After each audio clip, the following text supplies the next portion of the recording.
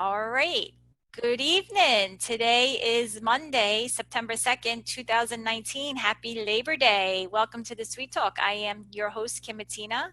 I am a gold product expert for the Google for Education team, and I am a technology teacher and a Google certified trainer. And today I have on the show Miss Michelle Stein. She is a veteran teacher in Atlanta, Georgia. She's been teaching for 17 years. And this year she's teaching sixth grade, and she's a Google certified educator. So good. It's good to have you on. Thank you for being on.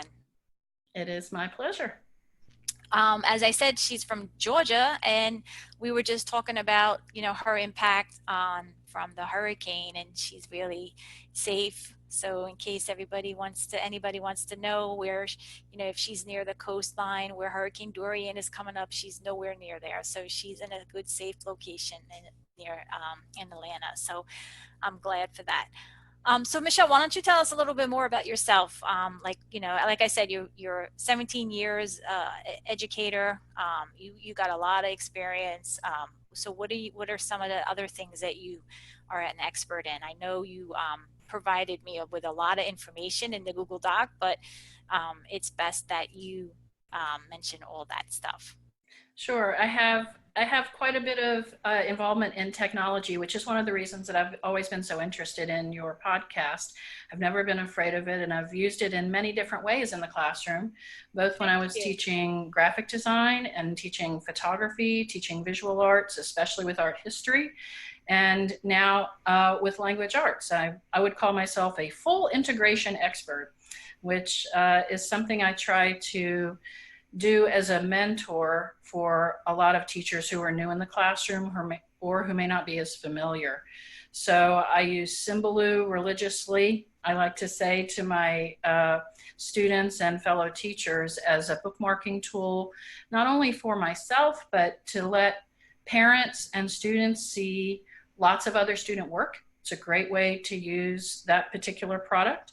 You mentioned that I'm Google certified, both level 1 and level 2. I use Google Classroom with my students, integrated into some other programs that we use privately. I'm in a private school. We have a lot of luxury of leeway of how we offer our curriculum, and I'm grateful for that. I also am very involved in the Adobe world and teaching some of our older students. I teach in a middle school. I actually do teach Adobe Illustrator and Photoshop and graphic design. And I teach them a lot about workflow as well as copyright protection. And Very important. yes, absolutely, in both directions. Uh, Yeah. don't take if you don't want anybody to take your work. It goes in both directions. And finally, I am also a consultant for a company that tries to help teachers present curriculum in a lot of different ways so that it reaches all kinds of learners. There's the old Gardner theory of different kinds of learning doesn't necessarily go away, it just morphs over a period of years. And I still believe that some students need to have lots of different modalities in order to conquer content. So that's something that I help develop as a curriculum specialist with an outside firm. Wow, that to me, right there, that's priceless. Being able to help other educators target their students' learning Mm-hmm. goals, with differentiated instruction and using the different tools that meet their learning goals and how to make them successful. That to me, that goes along with all of your expertise and your years of teaching, because those things you don't learn year one, year two, year Right. three. It takes time, Yep. So that's great, and I'm glad that you're sharing. So, and I'm glad that you're on today sharing what you know.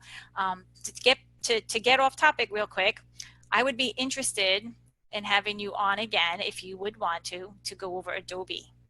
Oh, sure. I mean, because I think some well, we can talk about that later, but it would be something that would be helpful, I think, for people to know about and to display what you were just saying about copyright laws and using Photoshop and different things. I think that's important, especially now with people doing that more often. Yes, yes. So we'll Yeah. talk about that later. But I know Sure. you are anxious about going over how you use Tour Builder. Tour Builder, Yes. all right? It's not a new product. It's Right. been around for a few years, or maybe more than a few years, Right. but it's still in beta, and it is a very effective geo tool. So I'm glad that you're showing it off. You were the first person to show off Tour Builder. So why don't That's you show right. us what you have and how you use it in the classroom? Sure. It surprises me that not more people are using this product.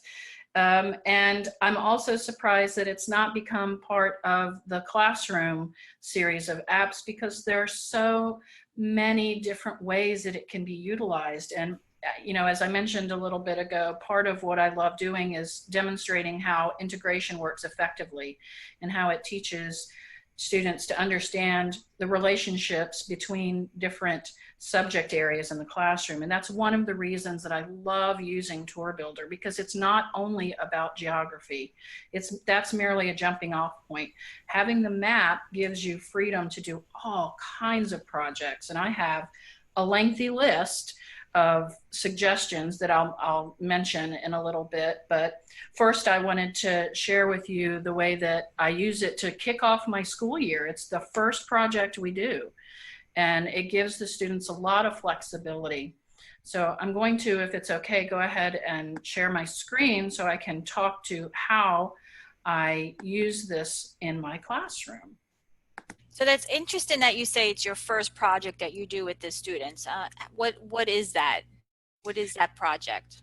Over the summer, we require our students to read 2 books. One of them is a choice book based on empathy, and the other is Trapped by Mark Aronson, which documents, this one is nonfiction, and it documents the rescue of the Chilean miners back about 10 years ago, and how international cooperation was required to save these men.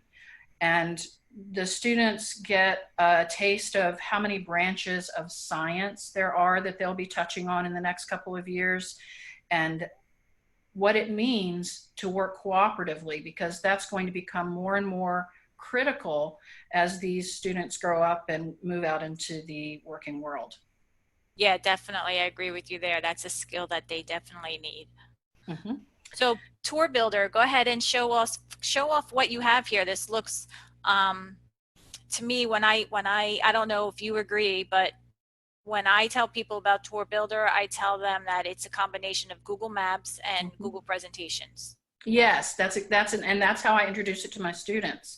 I tell them that it's slides mixed with Google Maps, mixed with Word. It's Google Docs is in there in the middle. So you have 3 columns, I like to explain to them, of ways that you can present information to me. And what they have to explain to me, they have a rubric. My students get a rubric. And this is after we've talked in class. It's only 1 class period that we do this. We talk about the book, not a lot, because it's fact. It just is, and it's relatively easy for them to understand. I teach 6th grade, and they have to, over the summer, answer comprehension questions so I can make sure that they understood what they read. But what they have to present is on the left-hand side of the screen. I'll use my mouse here to show that these are slides, basically, and you can navigate between them using the next button, which is down here at the bottom. The middle is where the students can provide text, and as you see, even images related to whichever slide you are currently on. And on the right-hand side is the integration of Google Maps, where they can drop their own pins. For people who are familiar with how Google Maps works, the students drop the pins in a location that would have been providing help to the government of Chile and in many different ways. They're required to demonstrate at least 4 different countries. So for my students, this requires an understanding of knowing the difference between a continent and a country and a state. I did have several students who made the mistake of identifying states in the US, but not realizing that they were at the wrong level. It needed to be country level. So I learned a lot about how carefully they're reading the instructions and how they're presenting the information. So here you're seeing the first slide. It's the introduction. And then when I go to the next slide, I can either click on the slide or I can click next. And it takes me to the pin drop that the student has provided. They are required to give me what it was the student did, what it was the country did that the student found valuable. And as you move in the slide program, and then they had to give an image of the country. The image is optional, actually. I had several students who didn't give country related images. They showed images of the rescue. Oh, so okay. That's up to the student. They are permitted to be as creative as they're able. And many students enjoy the opportunity to customize this map, which is actually, in my opinion, a lot of fun. So you'll see that this student went from the US and then down to Australia and then back to the US. And, you know, I do look at why, I want to know why she made that decision and, you know, why jumping around the globe. Was there some reason that what NASA did was more important than what happened in Sydney? Is that why it's closer to the rescue? I'm looking for how they're thinking. And all of these decisions that a student is making are actually pretty important in their process thinking, because a lot of students at this age struggle with executive functioning skills and planning and organizing. And this particular product, Google Tour Builder, helps them organize their thinking. A student can move slides up and down the same way that you can in a Google slide presentation. They can move pins, they can change colors, they can add the images, as you said. So customization tells me an awful lot about a student's ability to be a risk taker and their personality. I had a number of students who found that they could use airplanes as pins when something was flown to the site. So that tells me a lot about their ability to be resourceful. Yeah, definitely. Yep. So, you know, as we click through here, you see that this particular student chose to give us flags of every country, which required going to look for those images. And I'm at this point in the year, I'm not prohibiting use of Wikipedia, so that's where these flags came from. And here you can see an image that was shared of the entrance to the mine. This is where the actual mine is located. And finally, a closing statement of where they were. So let me ask you, Michelle, when they, I mean, I know the answer and I know you know it as well. So when they create a new tour, they automatically come up with an introduction slide, and then they would put like the title of their tour in there, or a pitch and or a picture. The next pin or the next slide, what do they have to actually type in to create the I guess the Placemark, or to create that slide? I'm assuming that they have to type in the title and the location, right? Yep. Let me go to my actual account rather than this student account and show you the process. So I am first asked to create a tour.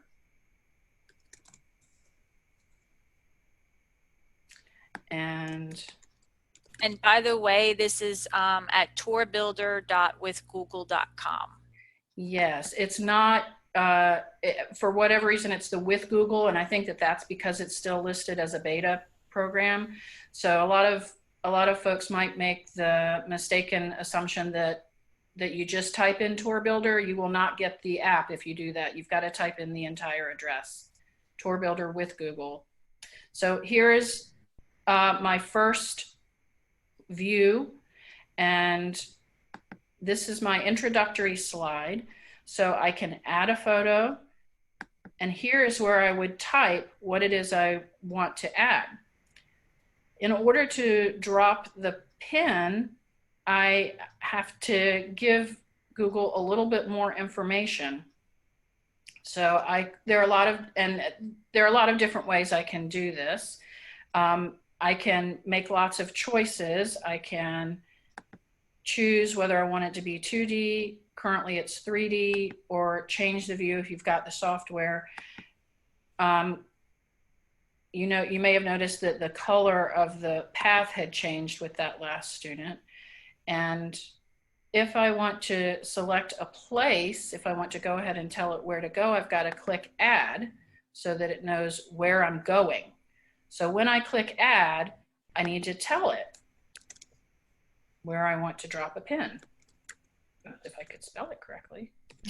There we go.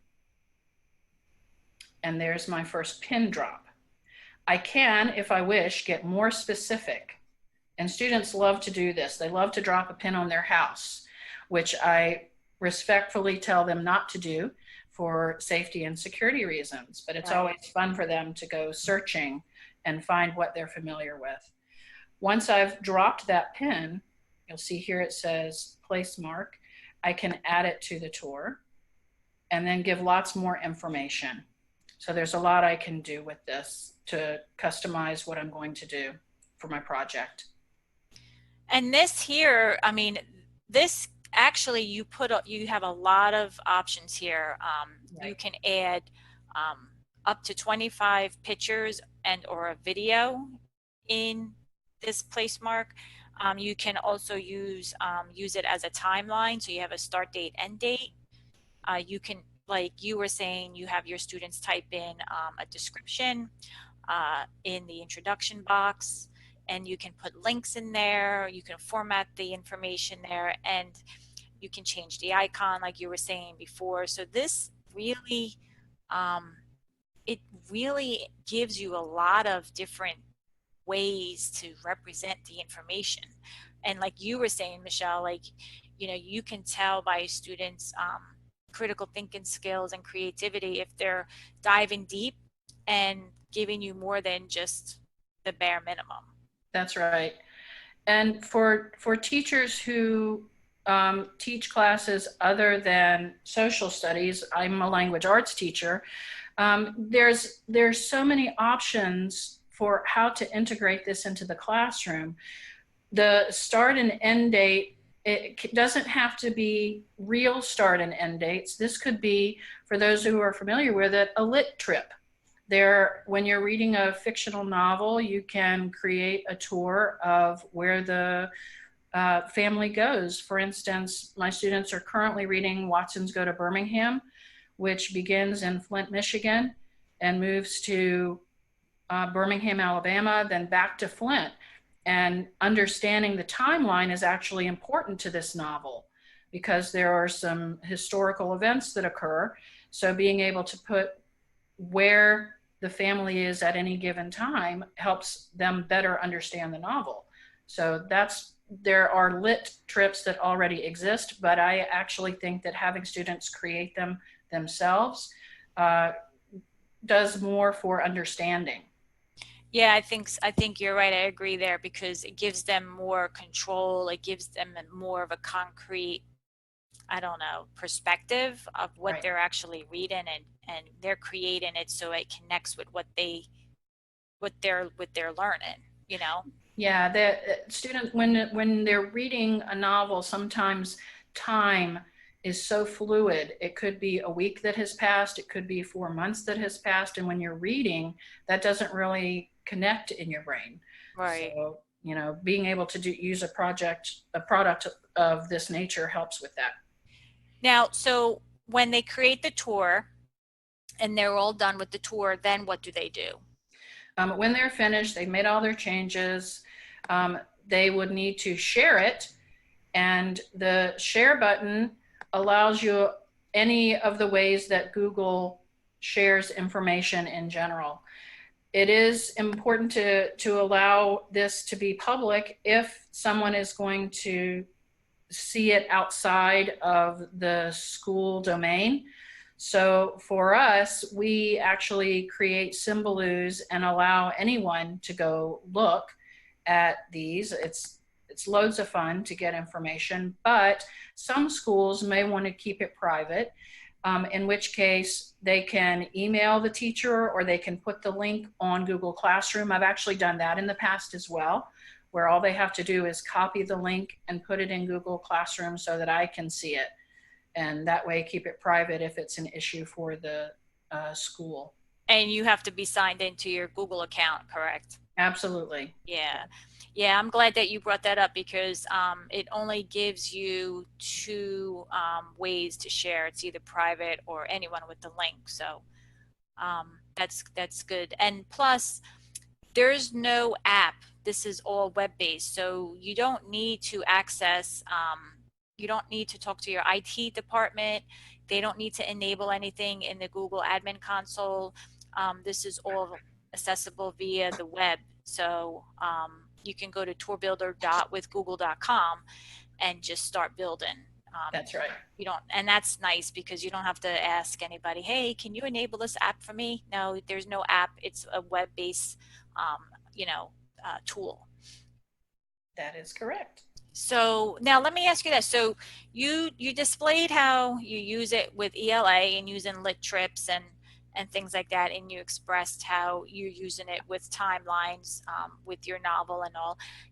Obviously, using it in a history class is a big one. What other ways for other classes do you recommend aligning this tool up with? One of my favorites is actually math when teachers are teaching use of angles. So you can have students create a series of tours and then have them measure the angles from one pin to another, which would be a really interesting application to see if students truly understand what an angle is. And Yeah. So like so give me an example of that because I find that interesting. So if you say, okay, I want you to give me like a 90-degree angle and use major cities, would that be like an example or? yeah, that's definitely one way you can do it. Another way a teacher could do it is say using um, major sports stadiums, create a tour that has a 45-degree angle, a 65-degree angle, a 75-degree angle, and a 180-degree angle somewhere in your tour. Okay, I got that. I like that. I really like that. I think it's creative and Right. it gives them obviously a good use of geometry, but they're using geography in there as well. So I think it kind of, you know, it's fun. It makes it Yeah. more fun, you know. Yeah, and that's what I love to do is find ways to make connections between different subject matter.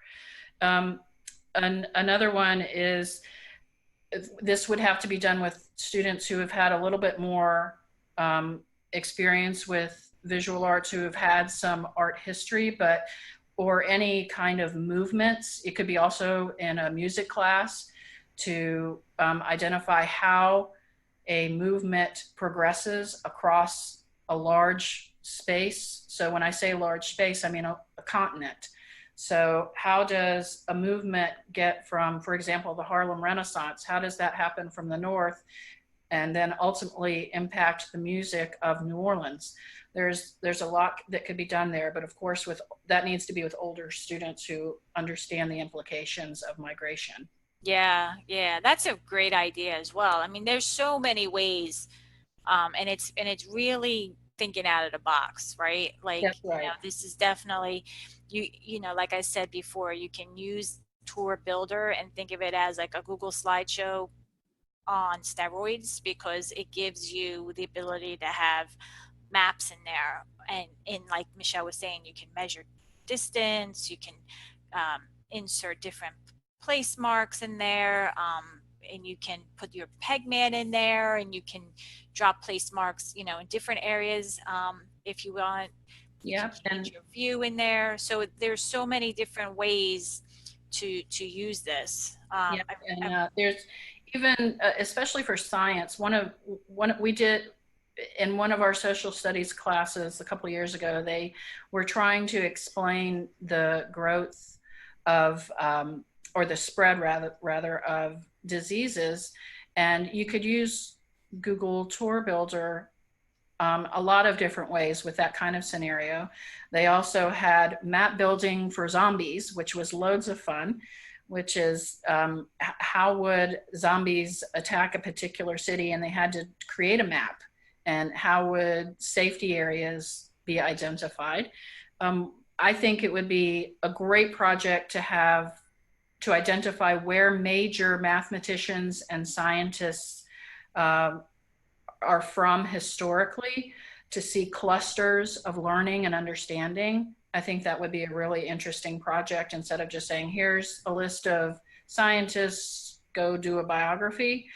It makes much Yeah. more sense to me to give a broader picture. Yeah, I agree. And you know, it's funny because um, I'm actually going to like, so I'm the technology teacher at my school, Mm-hmm.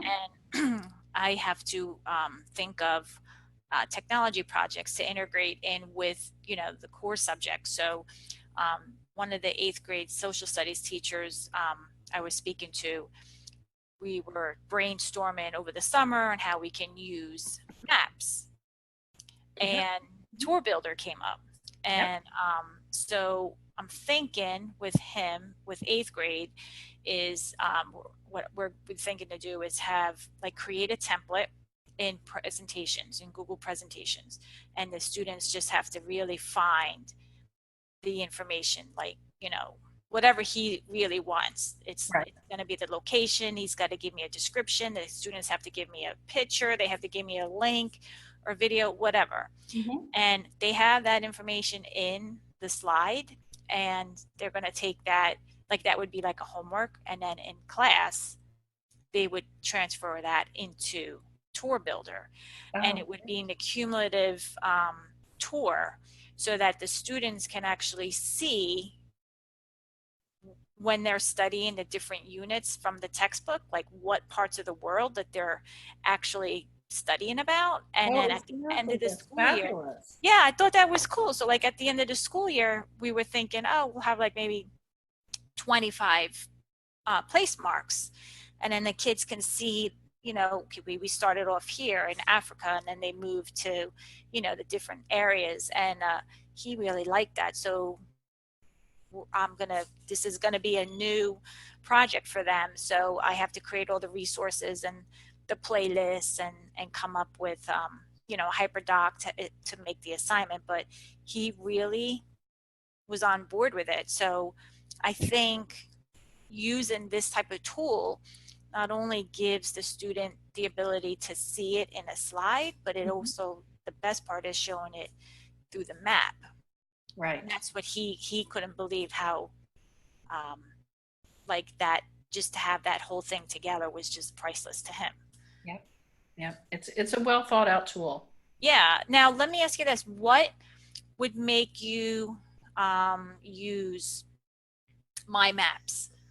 So in Drive, so we'll switch for a minute or two, Mm-hmm. talk about Google My Maps, because in Google My Maps, I can do the same thing. I can actually plot points, I can add descriptions, I can add images and links. But what is one of the major differences in using a tool like Tour Builder versus Google My Maps? What do you think? What would Ooh, make, that's something I haven't really thought about. I've always used Tour Builder just because it's all there in one screen. I think, okay, I don't have to go searching in different places in the program to pull in what I need. It's all right there on that main screen, and everything is a drop down. okay. So, So, so like, because that's what I was debating on, whether, okay, what's going to make me try Tour Builder versus My Maps, you know? So right. like in my head, I'm going to use tour builder with one grade, and I'm going to use my maps with the other grade, with Yeah. seventh grade, and I'm going to actually see, I Yeah. want to experiment, and I want to see the reactions to the students and what they liked or what they found was easier or whatnot, because I'm having a hard time to differentiating between the both tools for this project, because seventh grade is going to do the same thing. They're just studying in a different part of the world. Um, so yeah, I was just curious to see like what your thoughts were on that. I mean, I like Tour Builder because it gives you everything that you need with the presentation and the map. Um, but my maps, you know, lives in Drive. Right. Where Tour Builder, you have to go to another website. Right. You can still share both via Google Classroom. Um, so you know, and I know with my maps, you may want to get the directions, or you want to get, you know, measure different, you know, tools within my maps, um, you know, transportation directions or walking directions, or, but you can still measure distance, you still Sure. drop place marks. But I just wanted to see what your opinion was on Yeah, that. that's a really good question that I haven't thought about, because I'm comfortable with Tour Builder, so I haven't tried to transition or to compare the two really. I All haven't. right, well, I'm gonna let you know Yeah. how it works out, because I was debating on whether to do it, use Tour Builder for both grades or not, and I don't want to do that. So I'm gonna do my maps for seventh grade, Tour Builder for eighth grade, and then I'm gonna get like an opinion from the students and hear feedback, and then see what they liked. So I'll let you know. Well, that's great. I'll let you know, because that's my thing. Like I have like all these geo tools. They're so good. They give so much information. Hmm. You can view it in all different ways. But when is the best time to use it? Which application will really meet my needs and align perfect for my project? Yeah, That, and I think you're right that sometimes you just have to try it and be willing to see, have those little glitches that happen to figure out what works best. yeah, Yeah. yeah. I'll let you know. Oh, you know, like I don't know. Like I was even thinking too, like even with my maps, I know like you can import data into my maps. So if I had a Google Sheet, Hmm. I can actually log the locations in the sheet and then import that as a layer. And then in maps, I can name my layers. Just Right. say, you know, each continent. Right. But in Tour Builder, you can do the same thing. It would just be a different slide. You know Yeah. what I mean? So Exactly. it's just a different way of Yeah. presenting. It's presenting the information. That's right. Yeah. So there you go. But I'll let you know. Like I'll follow up with you and let you know sometime during the school year, you know, and just to give you feedback because of the show and what you presented today, you know. I really appreciate you being on and going Absolutely. over it. Yeah. Yeah. I mean, there's so much more that we have to talk about. We'll have to have another session. Oh my gosh, definitely. We'll have to follow up. We'll definitely follow up sometime in the middle of the school year. Give me some time to get going with my projects on my end, and then we can follow up with it, because and then you can showcase what you've done at that point, and then I can show you what I've done, and we can just talk about, you know, the students' feedback and what we thought we can do better or whatnot. So yeah, definitely, let's do that. I'll schedule it and send you an invite, and we can definitely meet up maybe like after the holidays.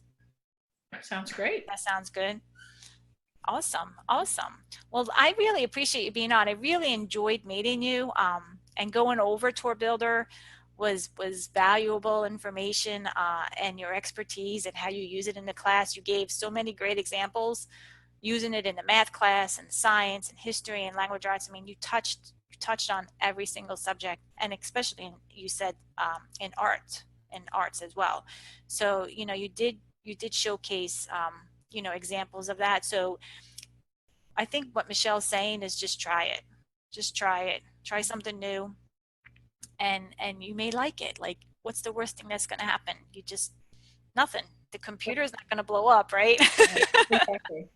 And the student may be able to use it for some other project in the future. Exactly. And you know what? Like, if you give the kids the tool, Right. You're going to learn it so fast Right. that they're going to end up teaching you, you know, Right. different things that you didn't know about it. So it's a win-win, right? Absolutely. And that's one of the reasons I love this particular product is that I don't have to do any teaching. It's so intuitive. I give them about a 10-minute introduction and then I say, all right, have fun. And they do. And then what do you hear at the end? Like after the project's over, and they shared the project with you in Google Classroom, what do you hear from them at the end? Did they Um, like it? Did they say it was easy? yes, yes, always. They always tell me that they enjoyed doing it, that it was fun. They loved not being able to create that kind of product rather than having to write an essay, for example, or just answer questions about the book. They love the approach, and they enjoyed being able to customize it because I'm all for show me who you are. I don't want you to check off all these boxes. I want you to show me what you can do. So I love the opportunity to see who is creative, who's a risk taker, and that always comes across. Yeah, definitely. I agree. You're right. I definitely agree. Well, thanks for being on, Michelle. That concludes our show for tonight. We're definitely gonna follow up after the holidays and compare notes and see what Yep. we have. I think that'll be fun. Yep. But let me share my screen real quick. And so if you want to see, if you want to visit my website, you can visit me at thesuitetalk.com. That's the SUITE talk.com. And you'll come to my homepage. And on my homepage, you can always see the latest episodes of what was on and podcasts. You can click on the guest form, and you can fill out the form to be a guest on my show. And I will get back to you as soon as I can. You can see who's going to be on my show by checking the schedule. You can also join the Facebook community. So if you join the Facebook community, that's just another way that we can learn from each other and pay it forward.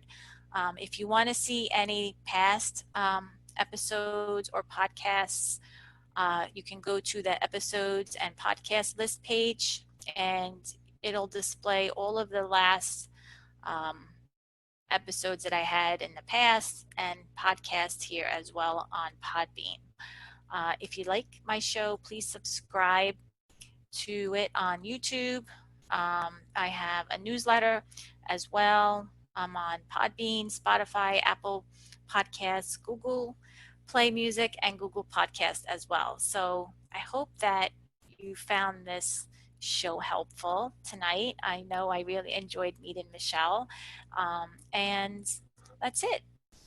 Quick and easy. So until next time, have a great school year. I know I'll be starting tomorrow. I know many of you already started, so I wish everyone a fantastic school year. Be awesome, and hope to see you soon. Thanks for tuning in. Bye.